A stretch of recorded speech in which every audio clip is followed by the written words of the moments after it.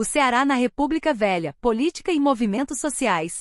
Durante a República Velha, de 1889 a 1930, o Ceará passou por transformações políticas e sociais significativas, que refletiam o contexto de domínio das elites agrárias e a crescente insatisfação popular. O Estado foi marcado por um sistema político baseado no coronelismo, no qual os grandes proprietários de terra, chamados de coronéis, controlavam as eleições e exerciam grande influência política por meio de troca de favores e práticas clientelistas. Esse modelo estava inserido na política dos governadores, em que o governo federal negociava apoio com os governadores estaduais que, por sua vez, garantiam o controle dos coronéis locais. No Ceará, a família Accioli destacou-se no controle político do Estado durante grande parte da República Velha. De 1896 a 1912, Nogueira Accioli foi o principal líder dessa oligarquia, consolidando seu poder por meio de fraudes eleitorais e clientelismo. No entanto, seu domínio gerou crescente insatisfação popular,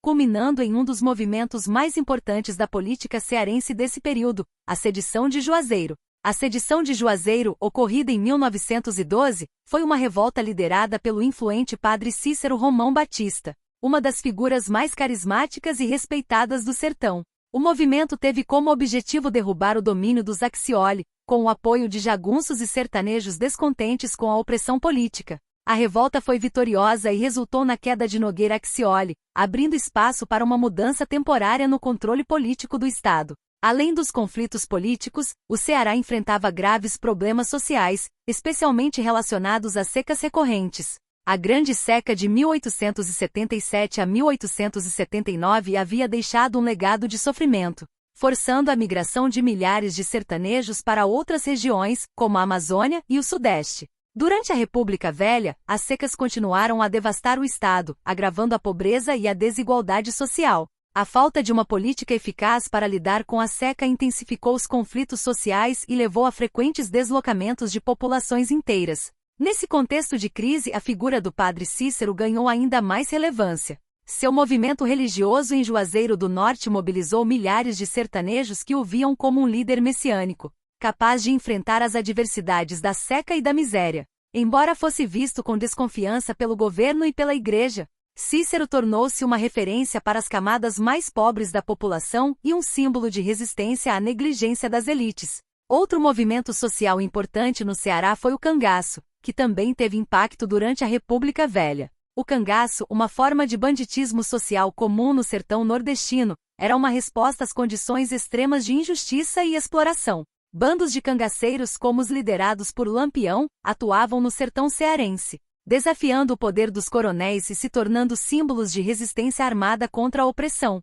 A República Velha no Ceará, assim como em outras partes do Brasil, foi marcada por crises e transformações. A concentração de poder nas mãos das oligarquias agrárias como a família Accioli, e a falta de políticas públicas eficazes para combater problemas como a seca, levaram a um cenário de instabilidade e revoltas. Com a Revolução de 1930, que marcou o fim da República Velha e derrubou o governo oligárquico federal, o Ceará começou a abrir espaço para novas forças políticas, encerrando o longo domínio das elites tradicionais e iniciando uma nova fase na política estadual. Coronelismo e clientelismo no Ceará. Durante a República Velha de 1889 a 1930, o Ceará, assim como outras regiões do Brasil, foi amplamente dominado pelo coronelismo, um sistema político em que os grandes proprietários de terra, conhecidos como coronéis, exerciam controle quase total sobre a vida política e social local. Esses coronéis tinham um poder praticamente absoluto sobre os eleitores, organizando o chamado voto de cabresto, no qual a população, dependente de suas terras,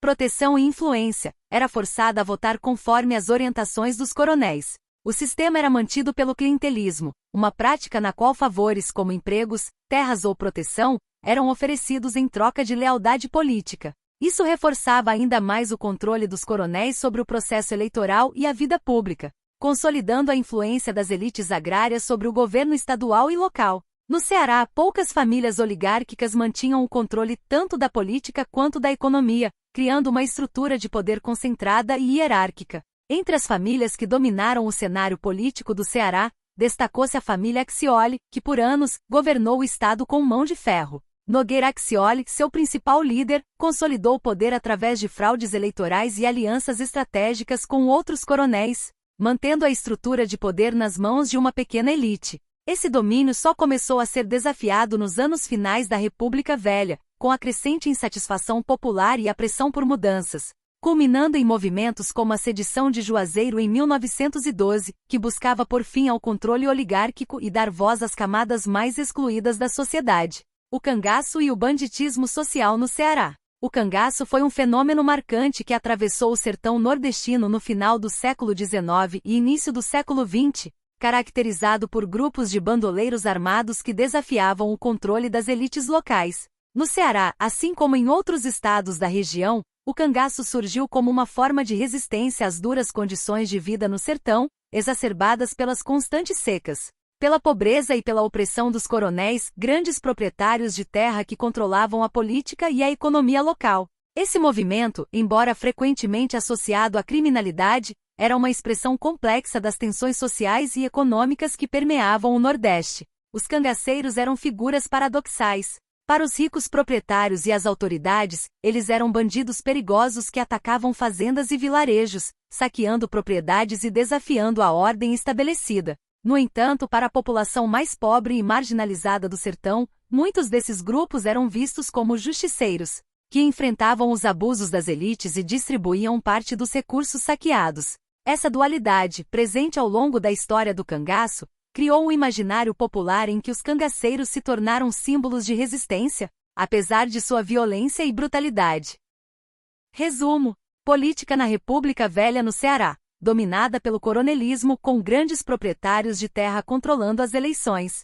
A família Accioli foi a principal força política até ser derrubada pela Sedição de Juazeiro em 1912. Movimentos sociais, a Sedição de Juazeiro liderada pelo padre Cícero e o cangaço com figuras como Lampião, foram importantes formas de resistência à opressão das elites agrárias e à negligência do governo em relação aos problemas do sertão. Coronelismo e clientelismo. O sistema de controle político das elites agrárias baseava-se no voto de cabresto e na troca de favores, clientelismo, mas começou a ser desafiado pela insatisfação popular e pelos movimentos de resistência, culminando com o fim da República Velha em 1930.